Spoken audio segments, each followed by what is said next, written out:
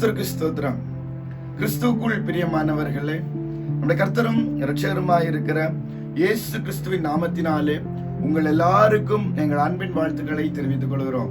சத்தியத்தை அறிவோம் என்னும் இந்த தொடரின் மூலம் உங்கள் எல்லாரையும் சந்திப்பதில் மிக்க மகிழ்ச்சி.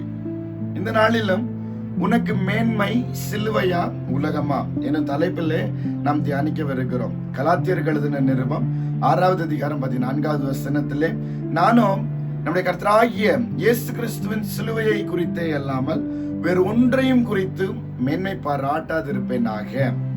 அவரால் உலகம் எனக்கு சிலுவையில் அறையப்பட்டிருக்கிறது, நானும் உலகத்திற்கு சிலுவையில் அறையப்பட்டிருக்கிறேன்.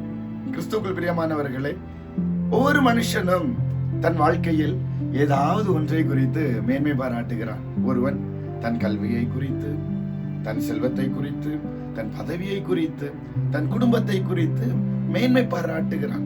ஆனால் அப்போஸ்தலராகிய பவுல் இந்த வசனத்தில் அறிக்கையிடுகிறார், கிறிஸ்துவின் சிலுவையை குறித்தலே அல்லாமல் வேறு ஒன்றையும் குறித்து மேன்மை பாராட்டாதிருப்பேனாக.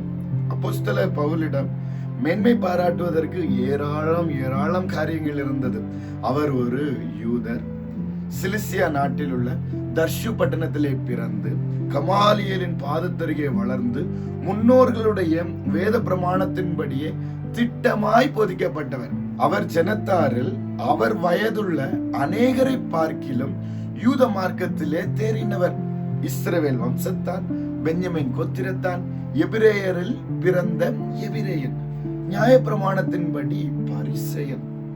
ஆகிலும் கிறிஸ்துவுக்காக லாபமாயிருந்த எல்லாவற்றையும் நஷ்டம் என்று விட்டார், குப்பையுமாக எண்ணினார்.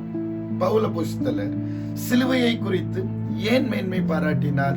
ஏனெனில் சிலுவையின் வல்லமையை அவர் அறிந்திருந்தார். நம்முடைய கர்த்தராகிய இயேசு கிறிஸ்துவை கூறினார், ஒருவன் என்னை பின்பற்றி வர விரும்பினால் அவன் தன்னைத்தான் வெறுத்து தன் சிலுவையை எடுத்துக்கொண்டு என்னை பின்பற்ற கடவன் என்பதாக. பிரியமானவர்களே, இங்கு நாம் ஒரு முக்கியமான காரியத்தை புரிந்து கொள்ள வேண்டும். சிலுவையை எடுப்பது என்பது கிறிஸ்துவின் நிமித்தம் வரும் நிந்தைகளை, உபத்திரவங்களை, துன்பங்களை மனப்பூர்வமாகவும் சந்தோஷமாகவும் சகிப்பதாகும். பவுல் அப்போஸ்தலர் தன் வாழ்க்கையில் இதை அனுபவித்தார்.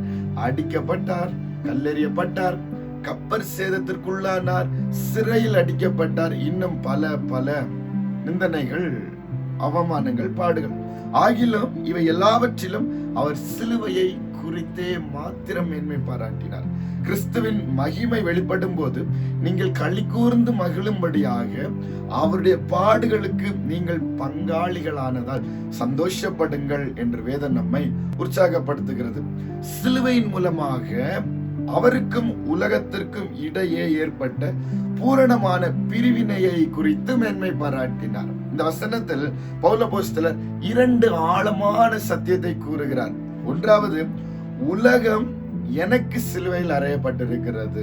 அதாவது சிலுவையின் வல்லமையினால் உலகம் பவுலுக்கு மரித்து போயிற்று. முன்பு அவரை கவர்ந்த உலகத்தின் கல்வி, புகழ், பதவி, செல்வம் இவை எல்லாம் அவர் கண்களுக்கு மரித்து போயின. ஒரு மரித்தவன் நம்மை கவர முடியுமா? ஒருபோது முடியாது. அது போலவே சிலுவையின் வல்லமையை அறிந்த பவுல் அப்போஸ்தலருக்கு உலகமும் அதன் ஆசை இச்சைகளும் மரித்ததாயிருந்தது. உலகத்தில் எந்த காரியமும் அவரை ஆட்கொள்ள முடியவில்லை, ஈர்க்க முடியவில்லை, அடிமைப்படுத்த முடியவில்லை. பிரியமானவர்களே, இனி இரண்டாவது, நானும் உலகத்திற்கு சிலுவையில் அறையப்பட்டிருக்கிறேன். அதாவது பவுலும் உலகத்திற்கு மரித்தவரானார். உலகம் அவரை ஒன்றுமில்லாதவராக, பைத்தியக்காரனாக, மூடனாக பார்த்தது. உலகம் ஓடுகிற வழியில் பவுல் அப்போஸ்தலர் ஓடவில்லை. உலகம் நேசிக்கிற காரியங்களை பவுல் அப்போஸ்தலர் நேசிக்கவில்லை. உலகம் தேடுகிற மேன்மையை பவுல் அப்போஸ்தலர் தேடவில்லை. அவர் உலகத்திற்கு மரித்தவராயிருந்தார். ஆனால் இன்றைய நிலை என்ன பிரியமானவர்களே?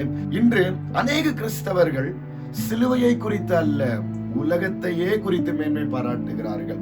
உலகத்திற்கு மறிக்காமல் உலகத்தோடு சேர்ந்து வாழுகிறார்கள்.